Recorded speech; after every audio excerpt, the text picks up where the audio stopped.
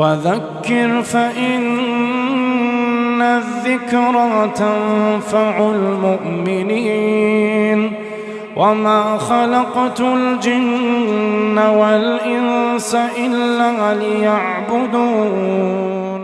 السلام عليكم ورحمة الله وبركاته.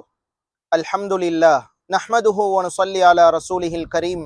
அம்மா பஅத். புனித ரமலானுடைய மாதத்தில் ரமலானும் பாவ மன்னிப்பும் என்ற மிக முக்கியமான ஒரு தலைப்பிலே உங்களை சந்திப்பதில் பெரும் மகிழ்ச்சி அடைகின்றேன். அல்ஹம்துலில்லாஹ். இந்த ரமலானுடைய மாதம் என்றது பாவ மன்னிப்பிற்கு உரித்தான ஒரு மாதமாக காணப்படுகின்றது. இந்த மாதத்தில் நாங்கள் அதிகமான நன்மைகளை செய்வதற்கு ஆர்வமாக இருக்கின்றோம்.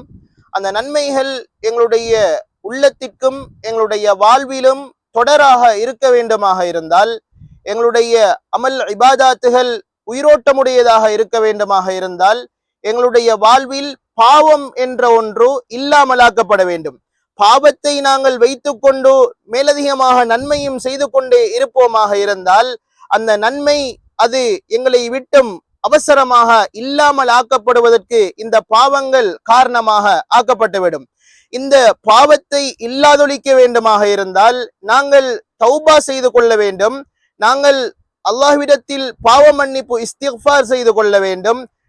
நாங்கள் எப்பொழுது இந்த பாவ மன்னிப்பிற்குரிய அந்த இஸ்திக்ஃபாரை எங்களுடைய வாழ்விலே எடுத்துக்கொள்வோமாக இருந்தால் அப்பொழுது ஈடேற்றமுடையவர்களாக நாங்கள் மாறிவிடலாம்.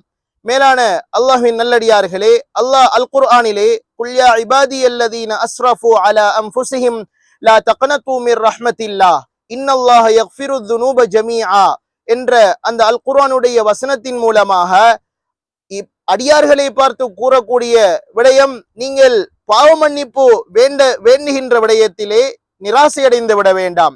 நீங்கள் அல்லாஹ் நான் இவ்வளவு பெரிய பாவத்தை செய்திருக்கின்றேனே என்பதாக எண்ணி நீங்கள் வருந்த வேண்டாம். நீங்கள் அல்லாஹ்விடத்தில் என்னை அல்லாஹ் மன்னிப்பானா என்பதாக எண்ண வேண்டாம். நீங்கள் அல்லாஹ்விடத்தில் பாவ மன்னிப்பை தேடுங்கள். அல்லாஹ் இன்னல்லாஹ யக்ஃபிருத் துனூப ஜமீஆ, அல்லாஹ் அனைத்து விதமான பாவங்களையும் மன்னிக்க கூடியவனாக இருக்கின்றான் என்பதாக அல் குர்ஆனிலே பேசுகின்றான்.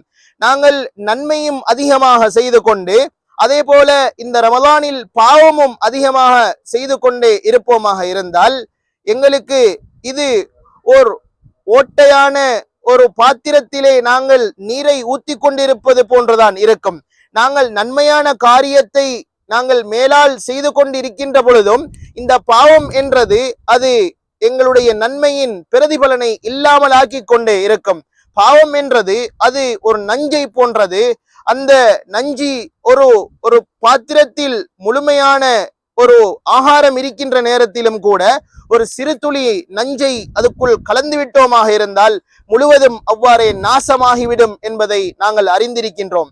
மேலான அல்லாஹ்வின் நல்லடியார்களே, புனித ரமலானுடைய மாதத்தில் எங்களுடைய வாழ்வில் அமல்கள் இபாதாத்துகள் இந்த மாதத்தில் மாத்திரமல்லாது ஏனைய 11 மாதங்களிலும் தொடராக இருக்க வேண்டுமாக இருந்தால், அது உயிரோட்டமுடைய அமலாக இருக்க வேண்டுமாக இருந்தால், அவ்வாறு மாற வேண்டுமாக இருந்தால் எங்களுடைய வாழ்வில் நாங்கள் பாவத்திற்கு நாங்கள் முட்டுக்கட்டை போட வேண்டும். பாவத்திற்கு தௌபா செய்து மீள வேண்டும். அதன் மூலமாக அதிகமான நன்மைகளை நாங்கள் சம்பாதித்துக் கொள்ளலாம். அல்லாஹ் இந்த ரமலானிலே பிடிக்கக்கூடிய நோன்பிற்கு தானே கூலியாக வருவதாக பேசுகின்றான். மேலான அல்லாஹ்வின் நல்லடியார்களே, எனவே இந்த புனித ரமலானுடைய மாதத்தை அடைந்து அதில் சிறந்த நல்லமல்களை செய்து பாவங்களில் இருந்து பாதுகாப்பு பெற்ற நல்லடியார்கள் கூட்டத்தில் அல்லாஹ் நம் அனைவரையும் ஆக்கி அருள்வானாக. وآخر دعوانا أن الحمد لله رب العالمين والسلام عليكم ورحمة الله وبركاته.